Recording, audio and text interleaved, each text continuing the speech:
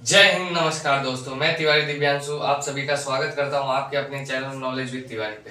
आशा करता हूं कि आप सभी स्वस्थ मस्त जबरदस्त होंगे।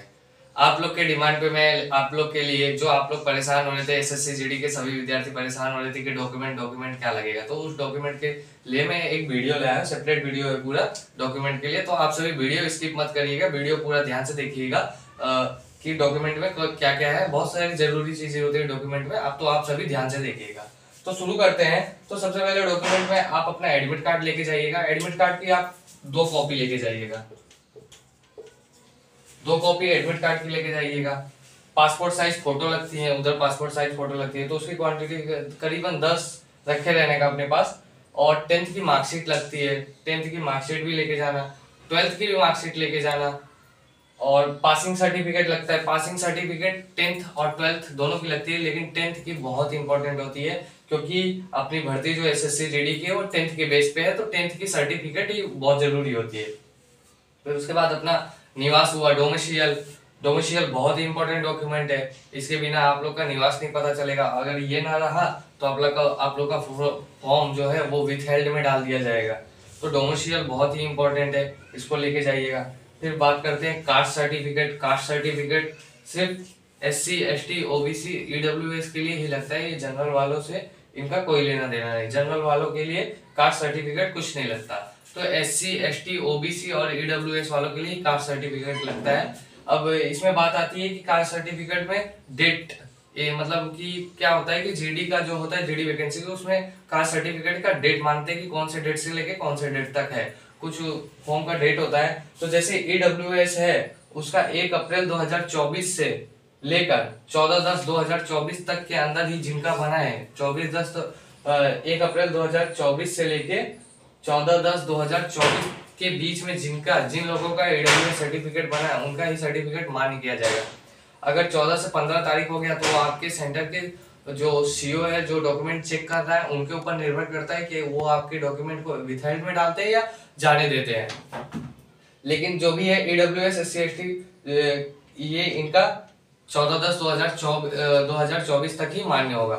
बाकी है ओबीसी। बोलते हैं कि ओबीसी कितने साल तक की चलती है? ओबीसी सर्टिफिकेट चलेगी 3 साल तक चलती है। फिर आगे बात करते हैं हाईएस्ट क्वालिफिकेशन। तो आपने जो हाईएस्ट क्वालिफिकेशन जो फॉर्म में डाला है आपने कि 10वीं 12वीं और फिर ग्रेजुएशन, तो जो भी डाला है उस हिसाब से आप अपने मार्कशीट लेके जाइएगा। और आइडेंटिफाई कार्ड में मोस्ट इंपोर्टेंट आपका आधार कार्ड ही होता है। आप आधार कार्ड लेके जाएंगे तो चल जाएगा, नहीं है तो पान कार्ड ड्राइविंग लाइसेंस या कहीं एम्प्लॉय कार्ड, जो भी हो आप लोग के पास, वो लेके जाइएगा। और फिर लास्ट आता है एनसीसी सर्टिफिकेट। एनसीसी सर्टिफिकेट मतलब इसके पहले साल का ही उसका भी एक मतलब देखते हैं कि कैसा है, नाम बराबर है कि नहीं। तो एनसीसी सर्टिफिकेट जिन लोगों ने लगाया उनके लिए एनसीसी सर्टिफिकेट है। तो ये सारे डॉक्यूमेंट है, आप लोग देख लीजिएगा एक बार। ये सारे डॉक्यूमेंट बहुत ही इंपॉर्टेंट है, ये सारे डॉक्यूमेंट लेके जाइएगा आप लोग। अब बात करते हैं अपने कास्ट सर्टिफिकेट, क्योंकि कास्ट सर्टिफिकेट बहुत ही इंपॉर्टेंट है। कास्ट सर्टिफिकेट में स्टेट का है कि सेंट्रल का है, ये भी बहुत लोग का सवाल आता है कि सर ऐसा है कि मेरा जो कास्ट सर्टिफिकेट है वो स्टेट का है, ये ओबीसी मेरा स्टेट का है। तो ओबीसी की बात करें तो ओबीसी में स्टेट का नहीं सेंट्रल का ही लेते हैं, मतलब कास्ट सर्टिफिकेट आप लोग का सेंट्रल का ही चलेगा। कई बार ऐसा होता है कि SC ST का चला देते हैं, जो क्या बोलते हैं स्टेट का है। तो EWS भी सेंट्रल का ही लगता है, लेकिन EWS में डेट आप लोग बहुत ही इंपॉर्टेंट है। डेट आप लोग ध्यान रखिएगा, 1 अप्रैल 2024 के बाद और 14/10/2024 से पहले जिन लोगों का EWS बना है वो लोग ही EWS में अप्लाई कर पाए, EWS में रह पाएंगे, नहीं तो उनको जनरल में डाल दिया जाएगा अगर जनरल की वो क्राइटेरिया फिल करते हो तो ये आप सभी के इंपॉर्टेंट डॉक्यूमेंट है। आप सभी वीडियो पूरा देखिएगा। डॉक्यूमेंट बायो अगर किसी का डॉक्यूमेंट है, हाँ ऐसा भी रहता है कि फॉर्म में मम्मी पापा का नाम गलत पड़ गया, या आधार कार्ड में नाम गलत है, या आपके सर्टिफिकेट में नाम गलत है, तो उसके लिए आप लोग को क्या करना पड़ेगा, आप लोग को अपने तहसील पे जाके वहाँ एक एफिडेविट बनवाना पड़ता है। वो एफिडेविट बनवा के लेके जाना कि मेरे मम्मी का नाम या पापा का नाम या मेरे नाम में गलती हो गई फॉर्म भरते टाइम। तो वो एफिडेविट बहुत जरूरी है, उसको बनवा के आप लोग पहले से ही लेके जाइएगा डॉक्यूमेंट के लिए। ठीक है, तो ये आप सभी के डॉक्यूमेंट है। आप लोग एक बार देख लीजिए डॉक्यूमेंट। मैं बार बार बता रहा हूँ, कास्ट सर्टिफिकेट बहुत ही जरूरी है।